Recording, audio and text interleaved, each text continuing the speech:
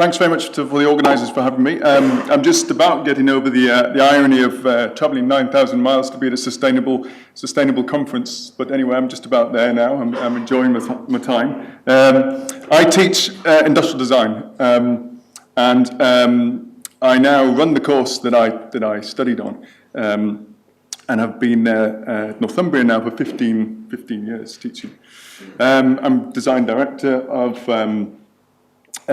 industrial design programs, and the course I'm going to talk about and the subject area which I'm talking about is we run a 4-year sandwich course which has industrial placements. It's a thin sandwich course which is quite unique in the UK, and it's the longest running industrial design courses in the UK. It's 40 years old this year.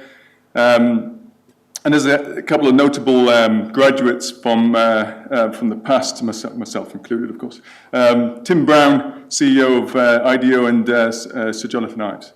So when you suggest a sustainable design project to our students, our typical 18, 20-year-olds, this is the sort of thing that they envisage as being a suitable project space in which to operate.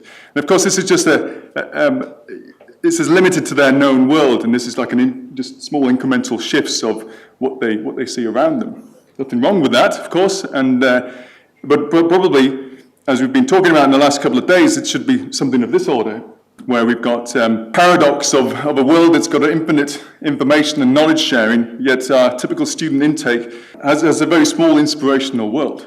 And of course, our job as teachers, as academics, is to try and embrace change and the challenges ahead that are ahead of them in their careers. So here's a couple of good examples. The cube barrel, which you probably will recognise, mostly used in sub-Saharan Africa, and the life straw, which is basically for folk who can't get hold of decent water source. Of course, our students could never realistically operate in this way at college. It takes a certain amount of expertise and knowledge to get to this kind of offering. But at least we can arm them with the skills and the skill sets that promote a tenacious, inquisitive way of thinking and way of working. It's worth mentioning that Designers Without Borders, which I think is an American outfit, not-for-profit organisation, particularly good at this application of taking modern design practice and applying it to areas of significant need. Our student intake is like any Western European student intake. You could argue that their educational system leading up to that point is not particularly creative. It fundamentally satisfies the needs of industrialism, and it delivers on the demands of the developed nations and to facilitate a world of work focused on productivity and standardized processes. So Ken Robinson, if you don't know who he is and you've never seen his talk on Do Schools Kill Creativity, I suggest you go and have a look at that TED Talks. There's about 37 million hits on that, and it's quite an emotional but brilliant piece of public speaking. So he really comments on where our kids come from and the knowledge in which they've got when they arrive with us. And then there's a chap called Dave Copeland who works for Microsoft. He really talks about where our graduates go to, the world of work. And of course they can describe the before and the after a whole lot better than I can, but it's worth having a look at both Ken's presentation and also if you do a search on Dave Copeland and his particular talk on about the changing workplace, reimagining work, I think is the Google that you go on that. So of course we're all dealing with big world issues, and it's a very difficult thing to come to terms with, particularly as we've been contributing, at least I've been contributing to nearly 900 graduates from the School of Design at Northumbria have been getting involved with industrial design and product design and all of the trappings and the difficulties that comes with. We don't have it as a separate discipline, sustainable design. It's inherent within what we teach. We do teach something called Contemporary Influences on Design, which we have guest speakers who come in and are arguably more knowledgeable than the staff team and talk about various issues on obesity and waste and climate change and these sorts of things. So why industrial design? Designers have the unique ability to influence interactions, information, emotions, habits, and above all, the future of human experiences. So when I studied this particular program in the late 80s, it was all about creating something that was beautiful, beautiful objects, detail, fantastic industrial design, the craft of industrial design. And the practice has shifted quite significantly now to something, that's more mature, more grown up, and deals with human experiences. Tim Brown was once quoted as saying, particularly when it comes to making artifacts and making models, that a picture tells 1,000 words, and yet a model tells 1,000 pictures. And that was quite telling of how powerful industrial design could be and was in terms of communicating ideas, particularly through model making and facsimile model making. He also says thinking of design as an experience rather than as isolated objects helps us deal with the more complex world. So, once upon a time, my world, if you like, my world of industrial design was just involved with the 2 dimensions and 3 dimensions of schematics and renderings and model making. But now, of course, we encourage our students to get more involved with socio-economic activities. And that's not easy when you're 18, 20 years old. Environmental issues, this is quite often where complex design scenarios are found. So it's at least once or twice during their time with us, we'll get involved with a significant project of that order. So our undergraduates, rather, they're operating a little bit like journalists. They're having to understand a particular problem space, and they're having to cross-reference and interrogate their research quite thoroughly. And it's important that we deal in those skill sets, that we give them a chance to embrace that user-centered experience. So we get involved with the RSA, which is the Royal Society of Arts, founded in 1754, with an encouragement of arts, manufacture, and commerce. So this is to enrich society through ideas and action. And we've been involved with the RSA for as long as I can remember, actually 40-odd years. But the actual competition itself has been running for about 90 years. And they basically set up a fairly significant, thorough, well-thought-out set of briefs, around about 10 briefs every year, that are open to all undergraduates to take part in. And we more or less tackle all of them with our final year and our third-year students. So it's really to empower a generation of savvy, employable designers. And the winners, of course, go on to do quite significant things. And of course, if you've got a shortlist or a win from the RSA, you open a few doors, shall we say. Their blurb, not mine, is that by partaking in the RSA, this is an annual event, it's launched in September, think differently about design and use a designer, improve your skills and portfolio feedback, get involved with industrial links and professional feedback, and gain recognition, exposure, and access to career prospects. One of our graduates, you may recognise this guy, he won twice consecutively. I can only remember the second one because I was competing with him, and it was my first Sony. Yeah, he won and I didn't. So anyway, I'm not bitter.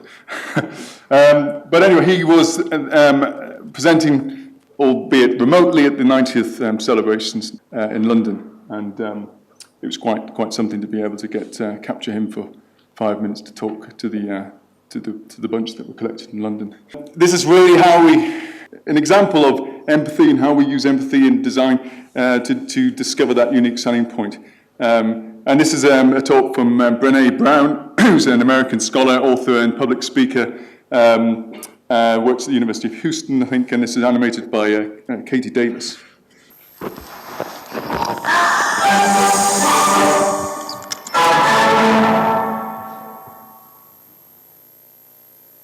So what is empathy, and why is it very different than sympathy? Empathy fuels connection. Sympathy drives disconnection. Empathy, it's very interesting. Teresa Wiseman is a nursing scholar who studied professions, very diverse professions where empathy is relevant, and came up with 4 qualities of empathy. Perspective taking, the ability to take the perspective of another person or recognize their perspective as their truth. Staying out of judgment, not easy when you enjoy it as much as most of us do. Recognizing emotion in other people and then communicating that. Empathy is feeling with people. And to me, I always think of empathy as this kind of sacred space when someone's kind of in a deep hole and they shout out from the bottom and they say, I'm stuck, it's dark, I'm overwhelmed. And then we look and we say, hey, I'm down. I know what it's like down here. And you're not alone. Sympathy is, ooh, it's bad, no, you want a sandwich? Empathy is a choice, and it's a vulnerable choice, because in order to connect with you, I have to connect with something in myself that knows that feeling. Rarely, if ever, does an empathic response begin with at least.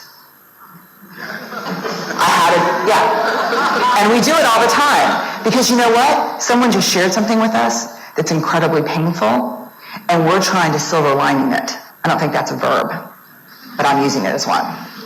We're trying to put the silver lining around it. So, I had a miscarriage. Oh, at least you know you can get pregnant. I think my marriage is falling apart. At least you have a marriage. John's getting kicked out of school. At least Sarah is an A student. But one of the things we do sometimes in the face of very difficult conversations is we try to make things better. If I share something with you that's very difficult, I'd rather you say, I don't even know what to say right now, I'm just so glad you told me. Because the truth is, rarely can a response make something better. What makes something better is connection.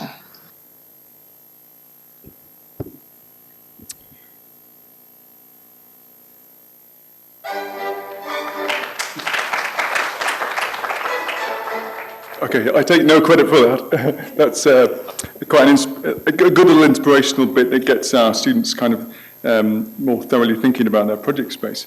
So I talk about in the paper this sort of discovery, immersion, and connection and detachment of how you get a better understanding of your user group. And this is something that's in the past has always been a kind of a cursory kind of thing that happened before you started your ideation and your iterations. But now, of course, it's become really quite significant, and not just for our students, but also the employers that take on our students afterwards, that this becomes quite a major part of what we're about in industrial design. This is just an example of one of the RSA winners from Ryan Sanderson in 2013. This is Valuing Water, the use of design to help people understand the value of water. And this is basically about, in the UK, only half of houses in the UK have water meters. Water meters are really, where you could start to value water and you start to curb your use of water. And it was really the device that was kind of just explained how much money you could save were you to put a water meter into your house. All new houses in the UK have water meters as standard. So this is really just a device to try and to communicate that fear of actually being locked into a contract or a more significant contract, rather than a standard rateable deal that you are currently on. So there's a bit of an ethnography, opportunity statements, ideation, and this is there to combine ideas at the end to get a better feel of what before you start to do some form making and so on. There's another little video here, which is not, again, not claimed for, but it's quite topical. Let's just get this fired up. It's a 30-second clip. Don't you just love running water? It's like a little tiny waterfall with a tiny whirlpool. Like a whirl.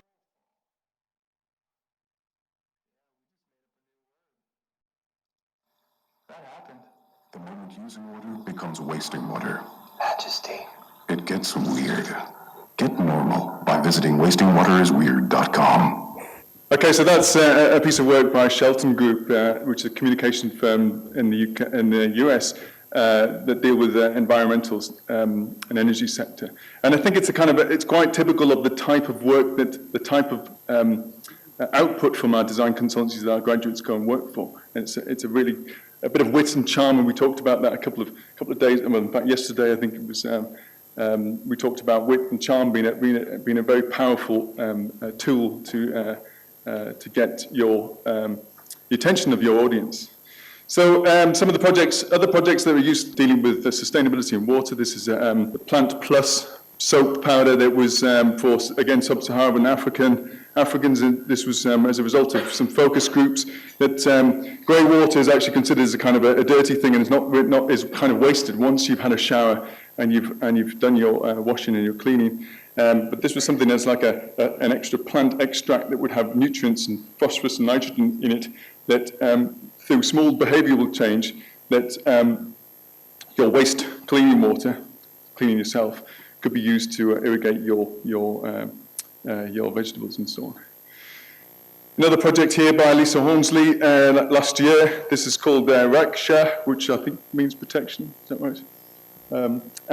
This was a sanitary towel for particularly teenagers, and it was supposedly made by biodegradable hemp, locally made by local women, that was delivered to teenagers so that they could keep going to school, because allegedly they miss several days of school every month because they can't get access to this type of product. There's another, lastly, this one is fairly topical. This is for Sanitation by Oliver Brunt, and it's for $1 a day communities. So these are basically refugees and trying to curb the spread of disease and infection in refugee camps. And his idea was to come with blocks of soap that were marked, coloured, identified as different functions. So we've got hand washing in the red blocks, so we've got personal hygiene, so general showering and washing of hair, and we've got food prep and clothes and cleaning. So there was a segregation of different types of soap for different jobs, thereby a wraparound sanitation for these communities. And then there's a brand association with this. This is sort of another sort of strand of this work, where if you're going to go camping, you buy a block and you contribute to that cause. So this is all conceptual, but it's kind of this sort of wraparound thinking that our graduates get involved with. It kind of comes from that deep down user USB understanding. So very lastly, the real challenge, of course, is particularly with population growth of about 10 billion, is not necessarily about trying to manage all of the expectations of those 10 billion, but it's kind of that emerging middle class, those folk who want to have the life that the Western world's had. And our graduates are going to have to work pretty damn hard and cleverly and get really under the skin of the problem to manage that perception of making these significant changes that are going to have to happen in the years ahead. Okay, thank you very much.